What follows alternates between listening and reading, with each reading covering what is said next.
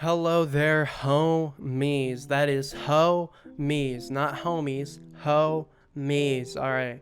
Welcome to today's video. This is going to be a very serious topic. So anybody who is not subscribed or is subscribed, I'm just letting you know right now. This is your trigger warning, or your moment to click off the video if you are extremely sensitive to drugs or drug addiction, anything of the sorts. If you are addicted to drugs, this is me letting you know right now before we get into the video that I think this is a good video to watch as you're calling to move forward, step forward, and start making your life better. So that being said, click off the video now. All right, so today we are talking about the blue wave, the blue pill, whatever you would describe it as, and my experience on this blue pill. Now, people are going to be asking me who aren't familiar with drugs or aren't familiar with that and somehow find their way across this video. By the way, if you know anybody who is on the blue pill or addicted to drugs, send them this video because I think it might help them. Hearing another voice who is very young. I'm 19, I overdosed on fentanyl, a blue laced Percocet 30. And that's what I'm talking about today. That is the blue wave. That is the blue, which is a laced Perc 30 with fentanyl. What is fentanyl? Fentanyl is a drug made as a tranquilizer or something that you would use to make an animal not feel pain before you put them down or you kill them.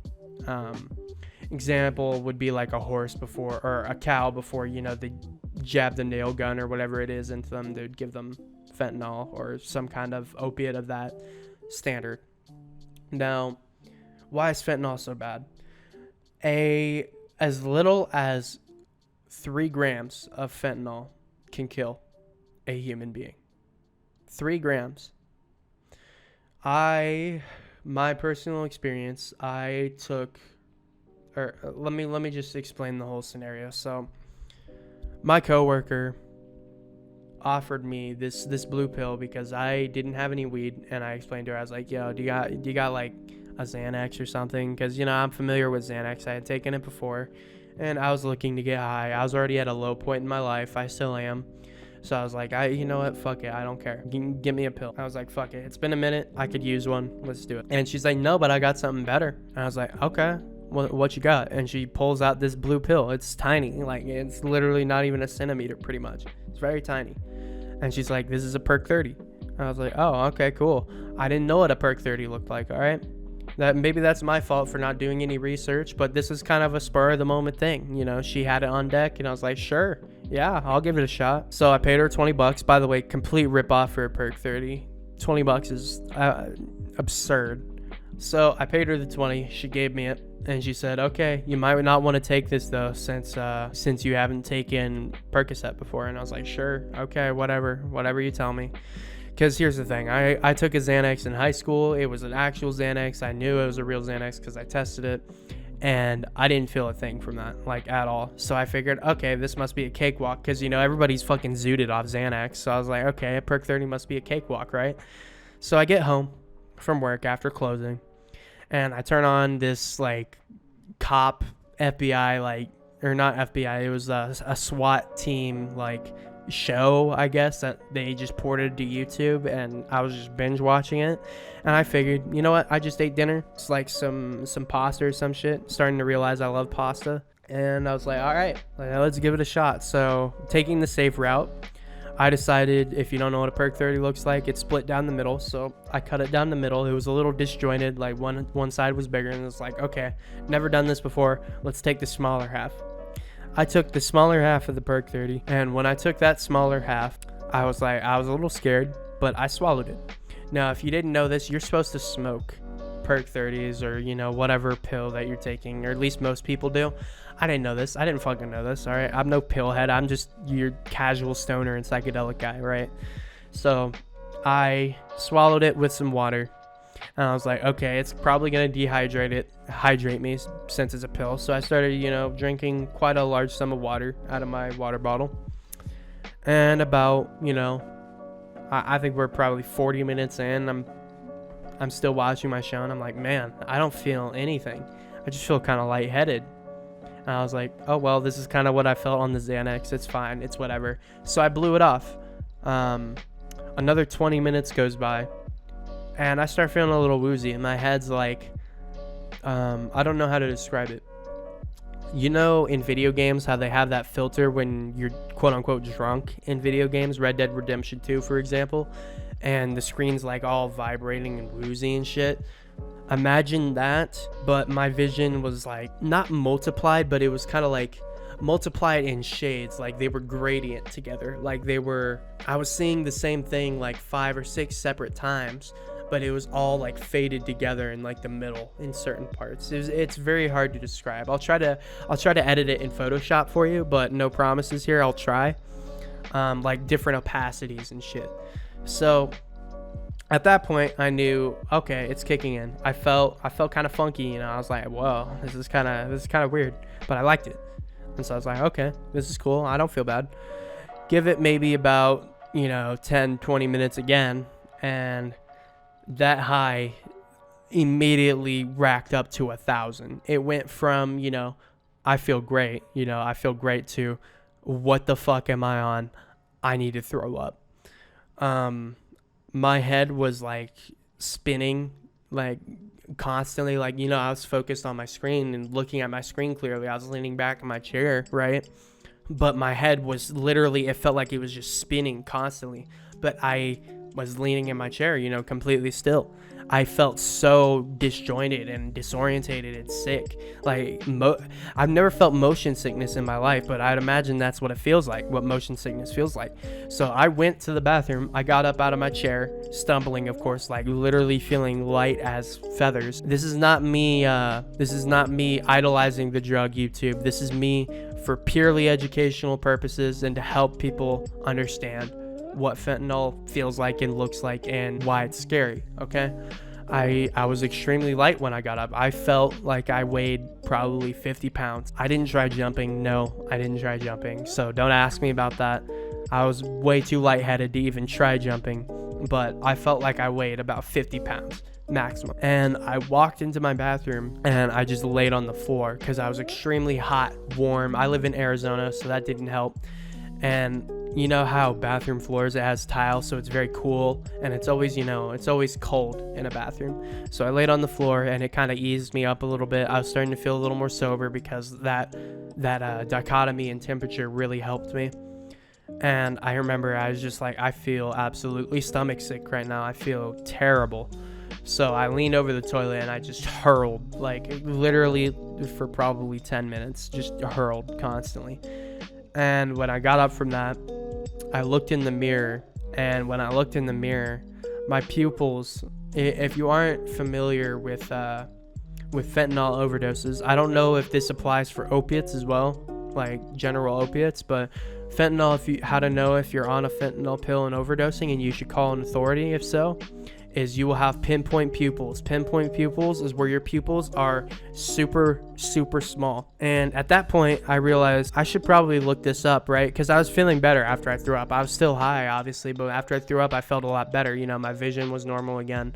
I was enjoying it. And so it's like, I should probably look that up if that's a good thing, right? My pupils. So I looked it up. And at that point, I realized when I looked it up, because it was already in the back of my head, I was like, is this fentanyl? Because I had heard horror stories about Peep, rest in peace Peep, and when they died from fentanyl overdose. That's how I heard about it. So when I looked it up, did indeed confirm my suspicions. Google did. It said fentanyl and that I should contact an authority. Look, I'm broke. I was 19 at the time. I worked at Five Guys Burger and Grill. Okay, not exactly the fanciest job. All right, it doesn't pay well at all. I was like, shit, this is not good at all. So my dumbass, decided I'm just gonna mediate my own high here and try to just stabilize myself. Don't ever do that. If you think you are overdosing on any kind of opiate or fentanyl, please call the proper authority. Do not leave yourself in your room. Do not commit yourself to the same scenario and same bodily harm that I did in this video, all right? I started watching my show again like a fucking dumbass. You know, another 40 minutes passes. I'm feeling great. And then the 20 minutes comes by again. Another 20 minutes. And I feel like shit again. Absolute shit. It's like it came in waves. I felt like shit again. So I went and threw up again. And at that point, I looked in the mirror. And when I looked in the mirror again, my eyes, instead of just being pinpoint, my eyes were literally like fluctuating between wide, dilated, and pinpoint. Like they were constantly swapping between the two, in and out, in and out. No, it wasn't the difference in lighting, because the lights had been on in my room and the lights had been on in the hallway and my bathroom. So I was like, fuck, it's not the lights. It's definitely the substance I'm on. This can't be good. In fact, that scared me more than having the pinpoint pupils. It was way scarier. So I just drank more water, scared shitless, and continued watching my show after throwing up. Obviously, I didn't explain that because, you know, I already explained what happened. And I just wrote it out, man. I wrote it out until about 4 in the morning. Keep in mind, I took the pill at like 11 p.m. at night because I got off work at 10. I remember at 4 in the morning when it finally was starting to settle down, I was like, I'm fucking tired. I haven't died yet, so I should be fine. That's what I was telling myself. All right, keep in mind, I was under the influence of fentanyl, so my brain wasn't all the way there anyway. Don't ever do that. Don't ever do that. If you are overdosing, you can't afford the hospital trip, do not fall asleep, or at least call a homie or something that can call the hospital for you, vice versa, whatever. Just avoid any complication. I decided, fuck it, I'm gonna go to sleep. So what I did, I was tired, I flopped on my bed, and I decided to pass out. Next morning, right, I wake up, I feel like shit, obviously. Anybody who would take fentanyl would feel like shit the next morning when they wake up. But when I wake up, I literally looked down and there was a pool of blood. Not like a crazy pool of blood, right? But it was definitely a pool, what I would describe as a pool. It stained the fuck out of my sheets. I didn't know how to feel because, you know, I felt my nose, my nostrils. There was no blood residue. Around my mouth, there was no blood residue, okay? There was no blood in my mouth at all. There was no blood in my ears. There was no residue in my ears. So where the fuck was I bleeding from? I'll never know.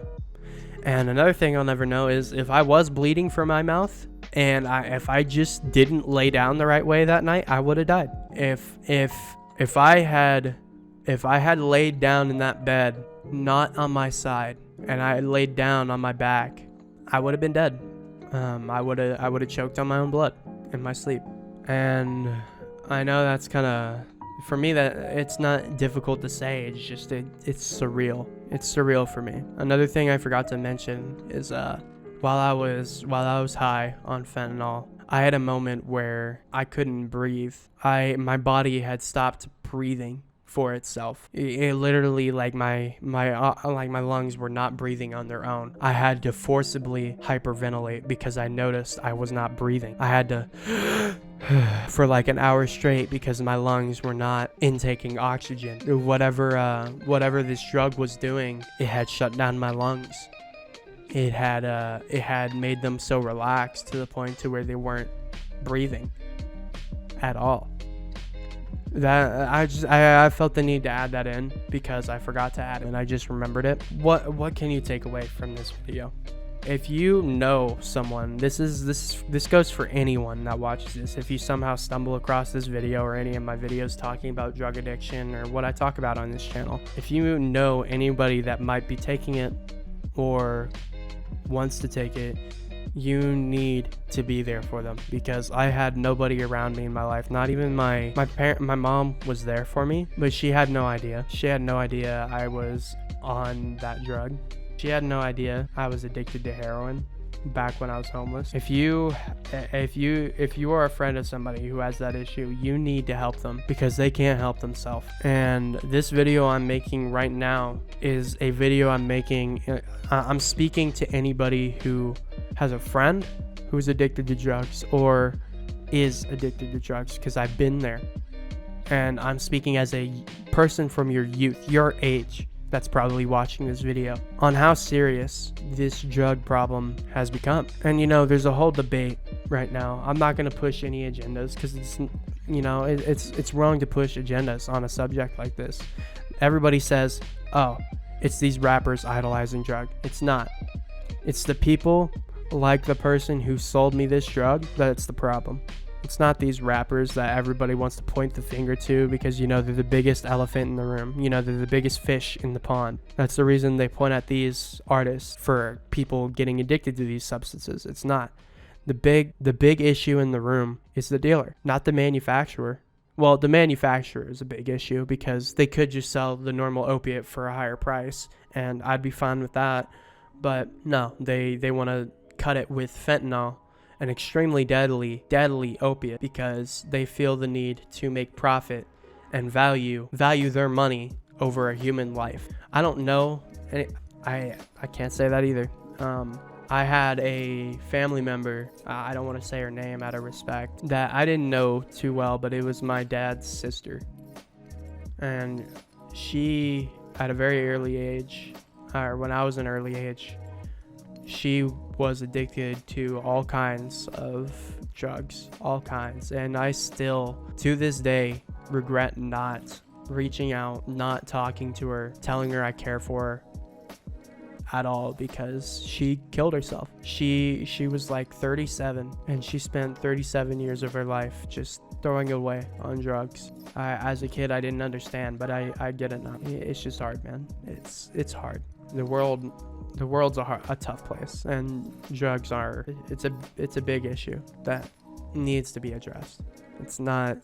It's time to hold more than just the users accountable. It's time to hold not a government accountable, but the manufacturers, the companies making the original drug, the opiates. And it's time to hold third-party distributors accountable. That's all I have to say. If you enjoyed this video, or you have a friend who is struggling with addiction and just wants to hear from another drug addict's perspective on the issue, and you genuinely want to help them, share them this video. If you want more eyes to see this and you like my opinion on the subject matter, like it doesn't hurt. I'm always reading my comments. I like hearing other people's stories, and I've always been told I'm a good listener, and I may not provide the best feedback, but I know now it's not my place to provide feedback. Sometimes people just need to vent. So if you need to vent about any of your drug addiction issues or anything going on in your life, whether it be drug addiction or a death in the family, whatever, because I talked about that too. I'm here for you. Comment in the comments here, or I'm gonna be making a Discord. It's gonna be a very Discord, like for multiple different things, but I want it to be focused on, people with issues. I want to help people with their issues. I've always wanted to do that, and now I have the experience and platform to do so. So thank you for watching. Thank you for your time. I appreciate you. Have a great evening, afternoon, or morning whenever you see this. Zai Jen, y'all. I'll catch you next time.